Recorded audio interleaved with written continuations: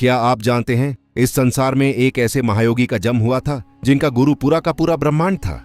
एक ऐसी दिव्य शक्ति जो त्रिमूर्ति ब्रह्मा, विष्णु और महेश तीनों का तत्व एक ही रूप में समेटकर धरती पर अवतरित हुई, जिनका जन्म सिर्फ धर्म के लिए नहीं बल्कि मानव को उसके असली रूप आत्मा और परमात्मा के मिलन तक पहुंचाने के लिए हुआ था। आज हम बात करने वाले हैं भगवान दत्तात्रेय के बारे में, वो महापुरुष जिन्हें अधिगुरु, योगेश्वर और जीवन मुक्त तक कहा गया। पर क्या आप जानते हैं कि उनके 24 गुरु का रहस्य क्या था?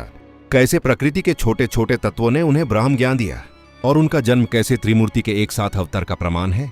अगर आपको लगता है कि आप दत्तात्रेय भगवान को जानते हैं तो आज की वीडियो आपके सारे दृष्टिकोण बदल सकती है। चलिए शुरू करते हैं एक अद्भुत दिव्य यात्रा दत्तात्रेय भगवान के रहस्यमय जीवन की तरफ। भगवान दत्तात्रेय महर्षि अत्रि और उनकी सहधर्मिणी अनुसुईया के पुत्र थे। इनके पिता महर्षि अत्रि सप्तर्षियों में से एक है और माता अनुसुईया को सतीत्व के प्रतिमान के रूप में उद्धृत किया जाता है। हमारे पुराण देवी देवताओं की चमत्कारिक घटनाओं से भरे हुए हैं।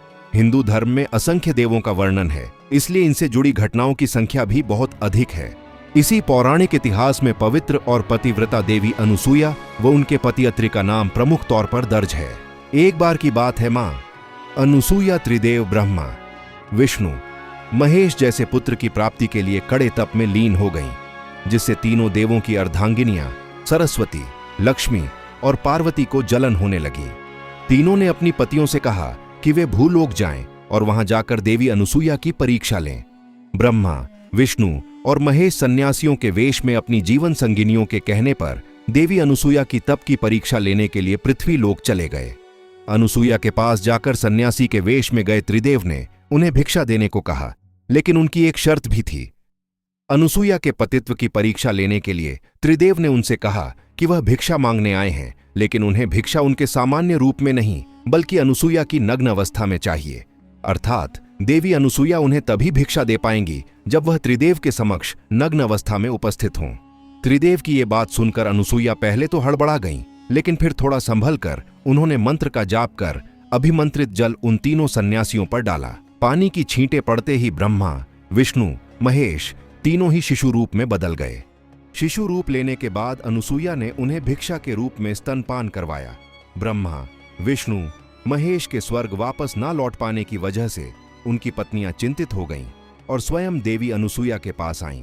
सरस्वती, लक्ष्मी, पार्वती ने उनसे आग्रह किया कि वे उन्हें उनके पति सौंप दें। अनुसुईया और उनके पति ने तीनों देवियों की बात मान ली, किंतु अनुसुईया ने कहा कि त्रिदेवों ने मेरा स्तनपान किया है, इसलिए किसी न किसी रूप में इन्हें मेरे पास रहना होगा।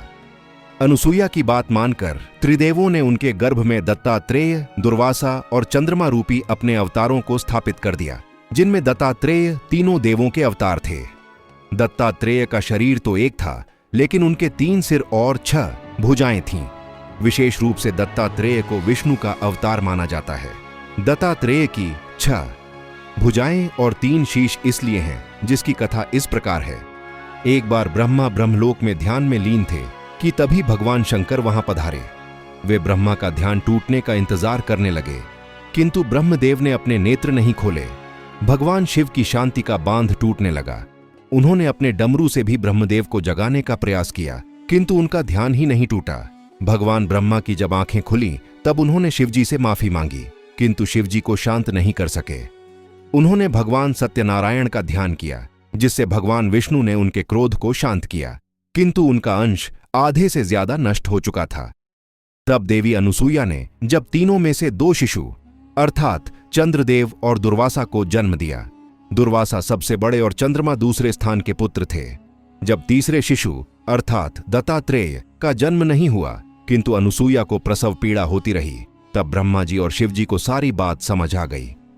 तब उन्होंने अपने कुछ अंश भेजे, जिससे दत्तात्रेय के गर्भ में ही 3 सिर और 6 भुजाएं हो गई।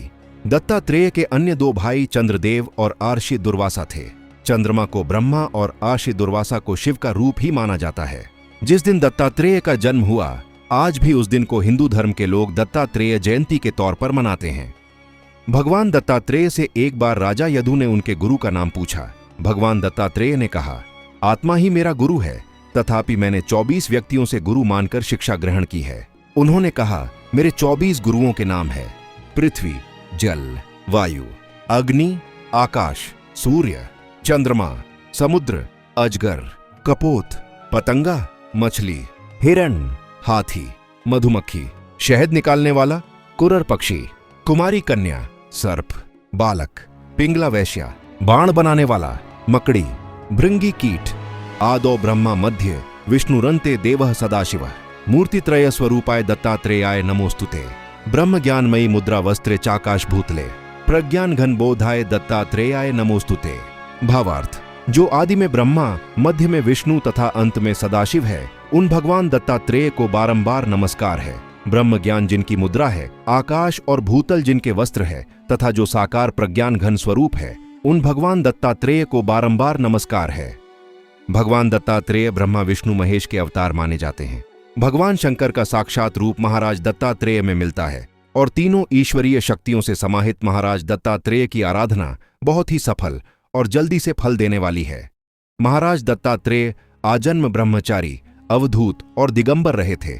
वे सर्वव्यापी हैं और किसी प्रकार के संकट में बहुत जल्दी से भक्त की सुध लेने वाले हैं। अगर मानसिक या कर्म से या वाणी से महाराज दत्तात्रेय की उपासना की जाए तो भक्त किसी भी कठिनाई से शीघ्र दूर हो जाते हैं।